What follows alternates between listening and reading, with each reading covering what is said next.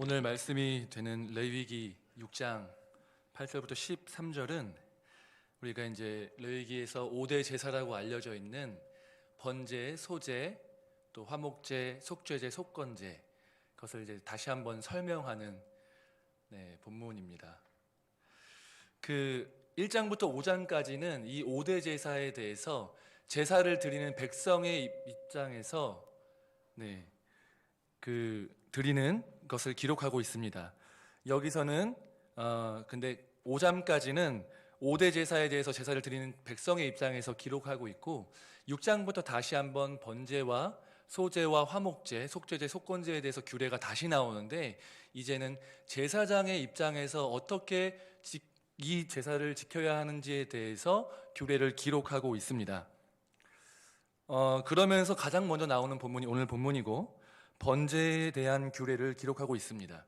이 번제는 5대 제사를 그 중에 하나이긴 하지만 대표하는 제사 중에 하나입니다. 이 번제가 가지고 있는 의미는 하나님께 대한 감사와 헌신의 의미를 가지고 있습니다. 하나님이 구원해 주시고 또한 보호해 주심에 대한 감사의 표현으로 이 번제를 드리는 것이죠. 오늘 본문에서 번제에 대해서 설명하면서 하나님께서 반복하여서 강조하고 있는 말씀이 있습니다. 그것은 바로 제단의 불이 그 위에서 꺼지지 않게 할 것이요 라는 말씀입니다.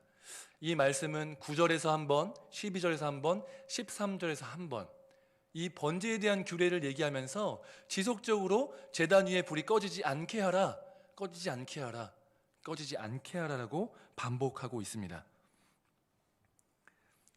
이러한 하나님의 강조는 제사장이 제단의 업무를 수행하는 중에서 가장 소중한 업무이기에 3번이나 반복하고 제사장이 지켜야 될 이 제사들의 규례를 나열하면서 가장 앞부분에 두고 있는 내용인 것입니다. 제단의 불, 우리가 막연하게 제사를 드린다, 불로 드린다 이렇게 생각하고 있기 때문에 제단의 불이 있다는 것은 알지만 제단의 불이 얼마나 중요한 것이고 무엇이기에 이렇게까지 제단의 불이 꺼지지 않도록 다시 켜면 될 것 같은데 이것을 불이 꺼지지 않게 지키라고 제사장들에게 강조하고 있는가? 1장부터 5장까지 제사자의 입장에서 규례를 다시 얘기하고 6장부터 다시 한번 제사장의 입장에서 제사의 규례를 설명한 후에 레위기 9장에 보면 하나님께 제사를 처음 드리는 장면이 나옵니다. 이 첫 제사를 하나님이 모세에게 명령하신 그대로 잘 지켜서 올바르게 하나님께 드리자 하나님이 불을 보내셔서 그 제사가 하나님께서 기뻐 받으셨다라는 응답으로 불을 보내주십니다. 레위기 9장 24절입니다. 불이 여호와 앞에서 나와 제단 위에 번제물과 기름을 사른지라 온 백성이 이를 보고 소리지며 엎드렸더라. 하나님이 불을 보내셔서 제단 위에 번제물과 기름을 불사르셨습니다. 이것은 이스라엘이 하나님께 정식적으로 공식적으로 드리는 첫 번째 제사를 하나님께서 기뻐 받으셨다는 그런 뜻이었습니다.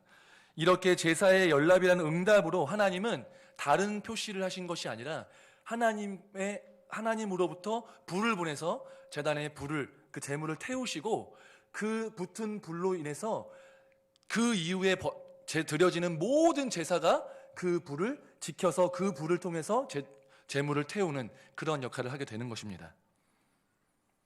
이렇게 제사의 연락이라는 하나님의 응답으로 하나님께서 보내주신 이 불은 하나님의 현현, 하나님의 임재, 하나님께서 내가 너와 함께 하겠다, 이 불을 꺼뜨리지 말아라 라는 의미로 하나님의 임재를 가리키며 이 불을 주신 것입니다.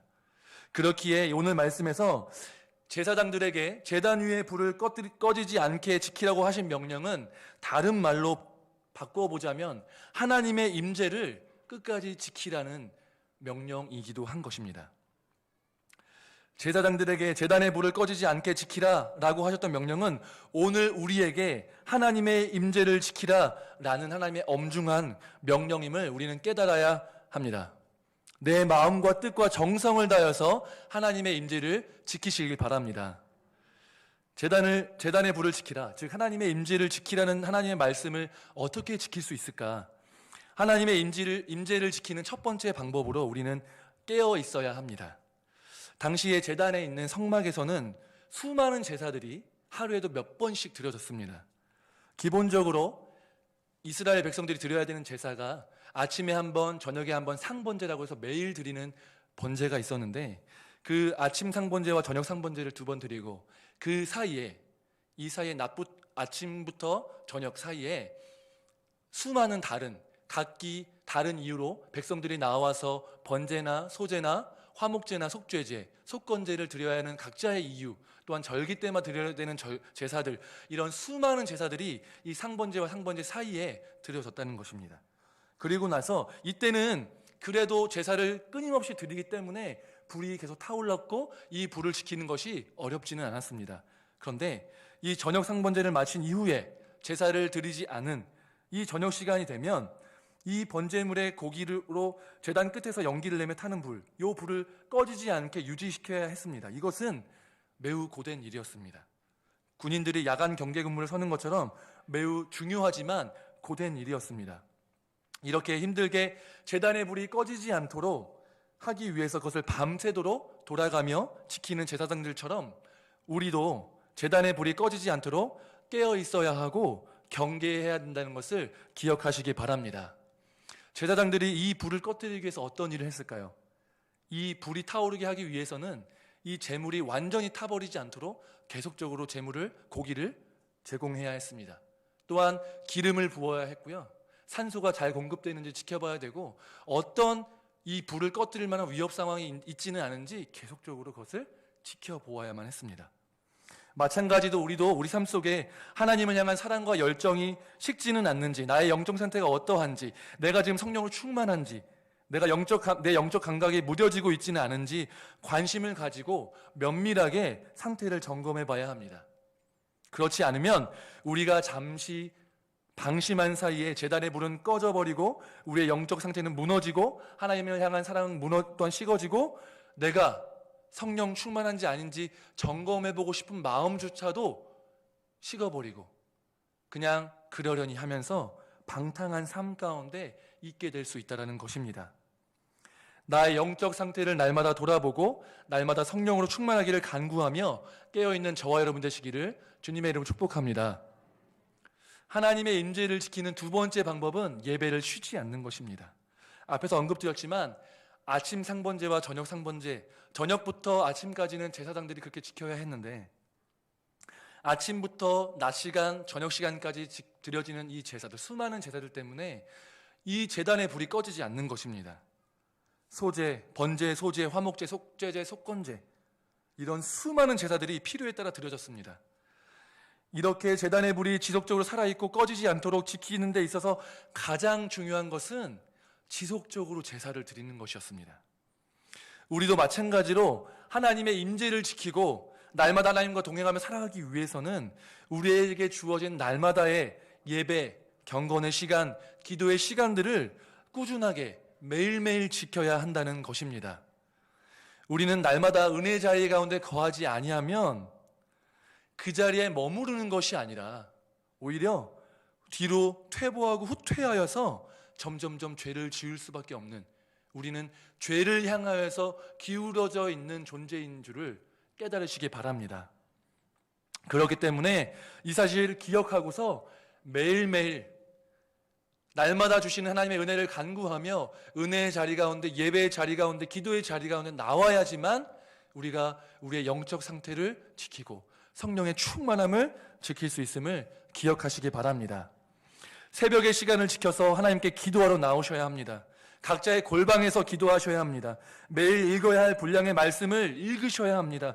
그날의 말씀을 묵상하셔야 합니다. 순 공동체로 모여서 하나님을 예배하고 또한 가정에서 가족들과 함께 기도 제목을 나누고 기도하고 말씀을 나누고 그 사람의 삶에 관심을 갖고 영적 상태를 서로 점검해 줘야 합니다. 이렇게 나의 삶 가운데 예배와 말씀, 기도를 쉬지 않을 때 제단에 있는 불이 꺼지지 않고 우리 삶 가운데 활활 타오를 수 있는 것입니다. 쉬지 않는 예배와 말씀, 기도, 또 은혜의 자리를 통하여서 제단의 불을 지키고 성령으로 충만케 되는 저와 여러분 되시기를 주님의 이름을 축복합니다. 예배의 자리 가운데 나가고 기도 열심히 하고 말씀 읽고 묵상하면 하나님의 임재를 이처럼 지킬 수 있을 것입니다. 하지만 그것으로 끝이 아닙니다. 왜냐하면 우리는 24시간 예배를 드리고 기도하고 계속 말씀 붙잡고 할 수 있는 상황이 아니기 때문에 그렇습니다. 또한 그렇게 은혜의 자리 가운데 있는 것은 우리가 삶으로 하나님을 예배하기 위한 것이기 때문에 그렇습니다. 제단의 불을 지키기 위한, 하나님의 임재를 지키기 위한 세 번째 방법은 이처럼 우리의 삶으로 하나님을 예배하는 것입니다. 그렇다면 어떻게 삶의 예배를 드릴 수 있을까요? 삶으로 예배한다는 말은 너무나도 유행했고, 이렇게 해도 삶으로 예배하고 저렇게 살아도 삶으로 예배한다고 말할 수 있습니다. 그렇기에 오늘 본문이, 특별히 오늘 레위기 본문 안에서 이 5가지 제사가 드려지는데, 이 제사의 의미를 통해서 어떻게 삶의 예배를 드릴 수 있는지, 수많은 삶의 예배가 있겠지만 그 중에서 레위기를 통해서 알 수 있는 것이 무엇인지를 함께 살펴볼 필요가 있습니다. 먼저 아까도 말씀드렸지만 번제는 모든 제사를 대표하기도 하지만 감사와 헌신을 의미하는 제사입니다. 그렇다면 우리는 하나님의 은혜에 감사하며 나의 삶을 하나님께 적극적으로 드리는, 헌신하는 그런 삶을 살아야 내 삶이 삶의 예배가 될 수 있다는 것입니다. 그렇다면 어떻게 헌신의 삶을 살 수 있을까요? 감사와 헌신을 위해서는 우리가 하나님께 나의 시간을 드려야 할 줄로 믿으시기 바랍니다. 나의 시간을 드리지 못하면서 내가 하나님께 헌신한다고 얘기할 수 없습니다. 하나님의 임재 가운데 내가 들어갈 수 있다고 얘기할 수 없는 것입니다. 그렇기 때문에 우리는 하나님께 나의 시간을 드려서 하나님이 필요하다고 말씀하시는 그곳에 나의 시간과 정성을 다해서 드려야 할 줄로 믿으시기 바랍니다. 그래서 하나님을 위해서 사용하고 그리스도의 몸된 교회를 섬기고 또한 봉사해야 할 줄로 믿으시기 바랍니다. 또한 우리가 가지고 있는 물질을 통하여서 하나님께 헌신해야 합니다. 기본적으로 번제를 통해서 하나님께 감사와 헌신을 다짐하는 것은 하나님이 우리에게 아무것도 하지 않으셨는데 감사와 헌신하는 것이 아니고, 우리에게 주신 모든 것이 사실은 하나님의 것이라는 고백으로 감사와 헌신을 드리는 것이죠. 그렇기에 사실은 우리가 소유하고 있는 것들이 우리의 것이 아니라 하나님의 것임을 고백하면서 하나님께 드리는 것인데, 물질 또한 모두가 다 하나님이 주신 것이기 때문에 우리가 하나님이 필요하다 말씀하시는 그곳에 적정하게 물질을 드림으로, 하나님 것을 하나님께 다시 드림을 통하여서 우리가 헌신하고 하나님을 섬기고 봉사해야 하는 것입니다. 더 나아가 우리는 시간과 물질을 하나님께 드릴 뿐만 아니라 가장 중요한 것은 우리의 마음을 하나님께 드려야 할 것입니다.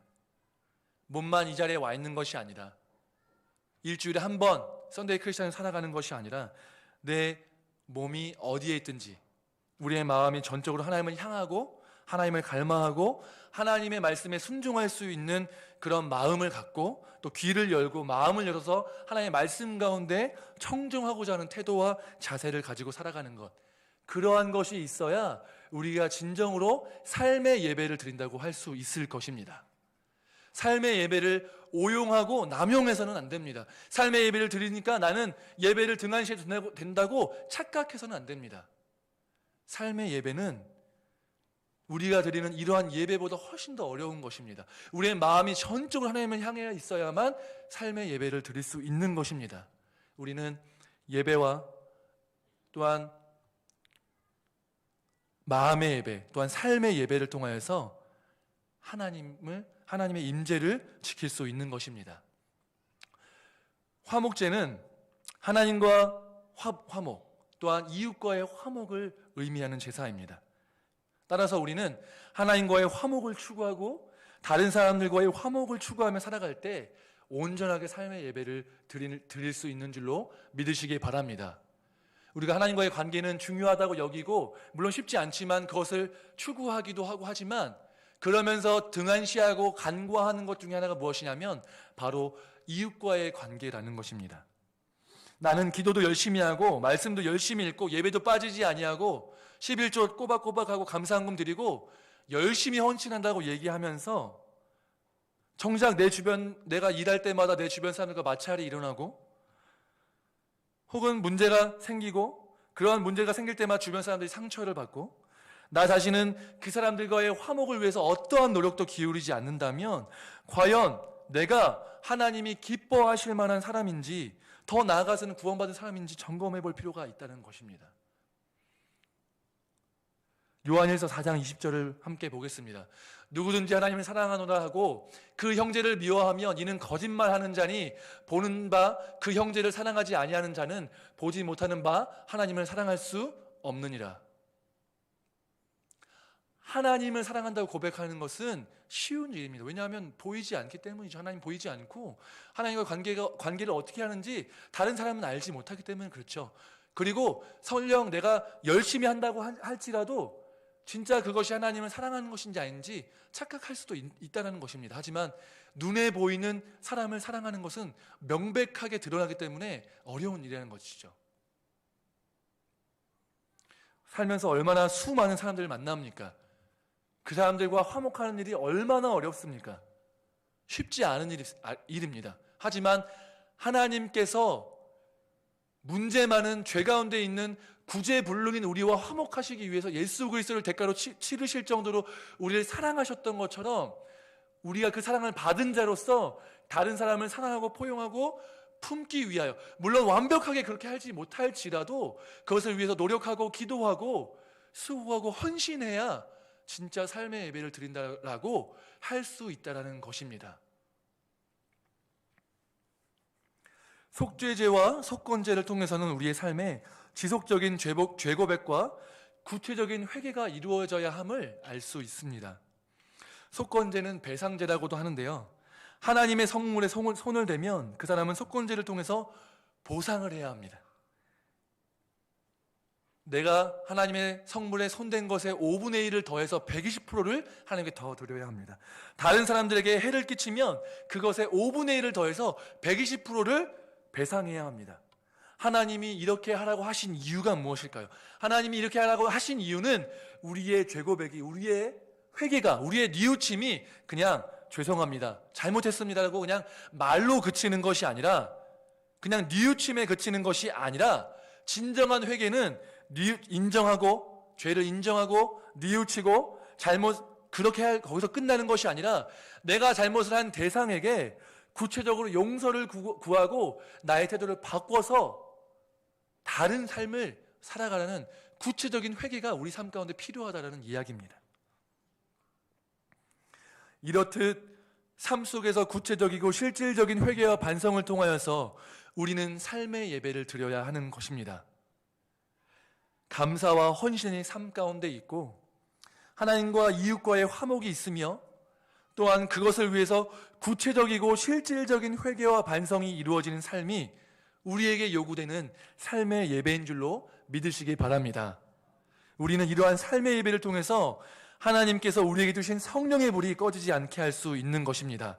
삶으로 하나님을 예배하여서 우리 안에 있는 성령의 불이 꺼지지 않고 더욱더 충만해지시기를 주님의 이름으로 축복합니다. 이렇듯 나의 삶에 성령의 불이 꺼지지 않고 활활 타오르도록 예배에 내 삶을 드리고, 말씀에 내 삶을 드리고, 기도에 내 삶을 드린다면 우리가 성령으로 충만하게 될 줄로 믿으시기 바랍니다. 하나님께 감사하고 헌신하여서 내 시간을 드리고 물질을 드리고 마음을 드릴 때 제단의 불이 더욱더 활활 타오르게 될 줄로 믿으시기 바랍니다. 나의 영적 상태가 어떠한지, 내가 지금 성령으로 충만한지 깨어있는지 점검하고 지속적으로 내 삶이 성령으로 충만하기를 갈구하고 간구할 때 우리가 성령으로 충만하게 될 줄로 믿으시기 바랍니다. 그런데 이렇게 우리가 제단의 불을 지키는 사람으로 살아가라고 하신 것 같은데, 이렇게 우리가 열심을 내서 수고를 하여서 제단의 불을 지키기 위하여서 예배를 지키고 말씀과 기도를 가까이 하고 물질과 시간과 마음을 드리고 삶의 예배를 드리며 살아가게 되면 그것이 하나님을 위한 일인 것 같은데, 이 헌신하는 것이 하나님을 위한 일인 것 같은데, 사실은 그게 하나님을 위한 일이 아니라 나를 위한 것임을 깨달으시기 바랍니다. 우리가 불을 지키는 것 같은데 사실은 그 불이 우리를 지키고 이 불이 우리로 하여금 하나님께서 기뻐하시는 삶을 살아가도록 하는 경험을 하게 될 줄로 믿으시기 바랍니다. 불을 꺼지지 않게 지키라는 명령의 목적은 하나님을 위함이 아닙니다. 하나님은 그 불이 필요 없으신 분이십니다. 하나님의 임재가 필요한 것은 죄되고 연약한 우리 때문임을 기억하시기 바랍니다. 성령님의 도우심이 필요한 우리를 위한 명령이심을 깨달으시길 바랍니다. 그렇기 때문에 하나님의 임재를 지키기 위한, 제단의 불을 지키기 위한 이 노력과 수고가 고되고 힘든 것처럼 느껴질지 모르지만, 그렇게 보일지 모르겠지만 실제로 그렇게 했을 때는 오히려 이러한 수고와 헌신이 희생이 아니라 나에게 복이 되고 나에게 힘이 되는 줄로 믿으시고 그것들을 경험하는 저와 여러분 되시기를 주님의 이름으로 축복합니다. 우리는 흔히 하나님의 불을 소멸하는 불로 알고 있습니다. 맞습니다. 하나님의 불은 소멸하는 불입니다. 죄를 소멸하고 불순물을 제거하는 불입니다. 그래서 우리의 죄를 대신하여 제물이 하나님 앞에 드려져서 피를 쏟고 살이 잘리고 뼈와 내장과 가죽이 낱낱이 분리되어서 하나님의 불에 의해서 소멸되고 태워지는 것입니다. 그런데 하나님의 불은 소멸하는 불임과 동시에 우리를 살리는 불이기도 하는 것입니다. 출애굽기 3장 2절에 보면 하나님이 모세와 만나 주실 때 하나님의 임재를 불로 나타내십니다. 여호와의 사자가 떨기나무 가운데로부터 나오는 불꽃 안에서 그에게 나타나시니라. 그가 보니 떨기나무에 불이 붙었으나 그 떨기나무가 사라지지 아니하는지라. 나무는 불이 붙으면 타야 합니다. 더군다나 떨기나무는 불에 쉽게 붙어서 쉽게 타버리는 나무입니다. 그런데 하나님의 임재가 떨기나무를 소멸하지 않으셨습니다. 우리가 이런 떨기나무와 같은 인생인 것입니다. 우리 가운데 성령의 불이 붙을 때 사실은 그 불이 우리를 소멸해야 마땅하지만 예수 그리스도의 구속의 공로로, 대속의 공로로 말미암아 우리가 예수님의 의로우심을 입고 소멸되지 않는 존재로, 죄 때문에 멸망했어야 되는데 그 죄에 대한 대가는 예수님이 대신 치르시고 나는 대신에 성령의 불이 임했을 때 살아갈 수 있고 그 성령의 불로 말미암아 도우심을 얻으며 살아갈 수 있는 존재가 되었다는 사실을 기억하시기 바랍니다. 이처럼 우리를 태우시지 아니하시고 우리를 살리는 불이신 성령께서 우리 안에 거하심으로 우리는 하나님께서 기뻐하시는 거룩한 산 제물로 하나님께 드려질 수 있는 것입니다. 로마서 12장 1절입니다. 그러므로 형제들아 내가 하나님의 모든 자비하심으로 너희를 권하노니 너희 몸을 하나님이 기뻐하시는 거룩한 산 제물로 드리라. 이는 너희가 드릴 영적 예배니라. 우리는 제물입니다. 태워져야만 했습니다. 태워져 죽어야만 했습니다. 하지만 예수님이 대신 태워지시고 대신 소멸당함을 인하여서 우리는 소멸되지 아니하고 오히려 성령이 임하였을 때 거듭나게 되고 성령의 능력을 힘입어서 살아가고 하나님의 뜻에 순종하며 살아갈 수 있는, 하나님의 복을 의지하며 하나님의 뜻에 순종하며 살아갈 수 있는 그러한 인생으로 변화되게 되었던 것입니다. 성령님은 우리를 살리시는 불이십니다. 우리는 성령의 충만을 구하여서 하나님의 임재를 지키기 위해서 노력해야 합니다. 그런데 그것이 하나님을 위해서가 아니라 나 자신을 위함임을 깨달으시기 바랍니다. 그렇기 때문에 성령의 충만을 구하고 하나님의 임재를 지킬 때 그것이 나를 살게 하는 것임을 깨달으시길 바랍니다. 성령님이 나를 살게 하실 줄로 경험하시길 바랍니다. 성령님이 나를 그리스도인답게 살게 하시는 것을 믿으시길 바랍니다. 하나님이 주신 제단의 불을 지키기 위해서 더욱더 헌신하고 수고하고 나의 삶을 드리는 저와 여러분 되시기를 주님의 이름으로 축복합니다. 이것이 당장에는 피곤하고 힘들고 희생하는 것처럼 느껴질지 모르지만 오히려 그렇지 않고 이 우리의 수고로 말미암아 우리 안에 계신 성령님의 그 하나님의 임재를 지킬 때 그 성령께서 우리 안에서 충만케 되어져서 그 성령이 우리로 하여금 살게 하고 우리로 하여금 복을 주시고 우리에게 능력을 주셔서 이 땅 가운데서 능히 세상에 굴복하지 아니하고 세상을 능히 이기며 살아가게 될 줄로 믿으시기 바랍니다. 이렇게 하나님의 도우심을 따라 살아가는, 성령님의 도우심을 따라 살아가는 저와 여러분 되시기를 주님의 이름으로 축복합니다. 기도하시겠습니다.